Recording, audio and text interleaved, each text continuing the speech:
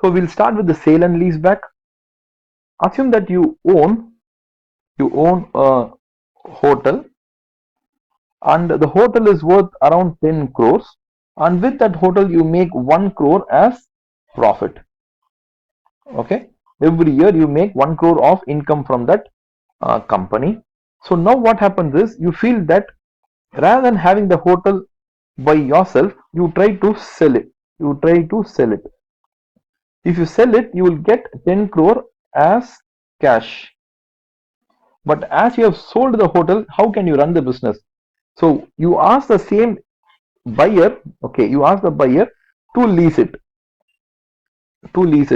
Now you will pay 0.5 crore as lease every year, either as you rent or you lease it.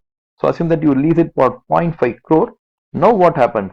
Now you will get the same income. The income will be the same 1 crore, but you pay a lease of 0.5 crore every year.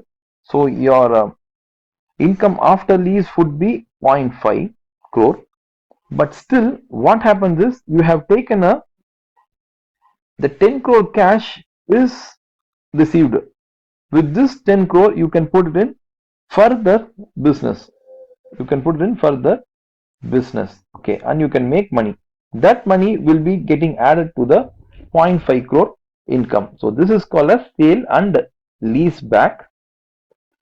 Sometimes you don't even need to pay a rental. What happens is, you can take a 20-year lease. Okay, in that case you just pay a fixed amount to them. For example, in a lease, what happens is, they don't pay you for the 10 crore that they pay. You can give them 2 crore as lease amount, and you can just use the building for 20 years. So even that is possible. A company which owns its own premises can obtain finance by selling the property to an insurance company or pension fund for immediate cash, and renting it back, usually for 50 years, with rent reviews only for a few years. So you first sell it and you then rent it or lease it. A company would raise more cash in the form of a sale and lease back arrangement than a mortgage, but there are significant disadvantages to this model. The company loses the ownership of a valuable asset.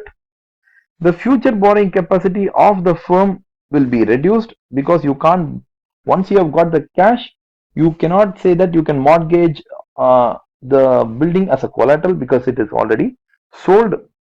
The company is contractually committed to occupying the property.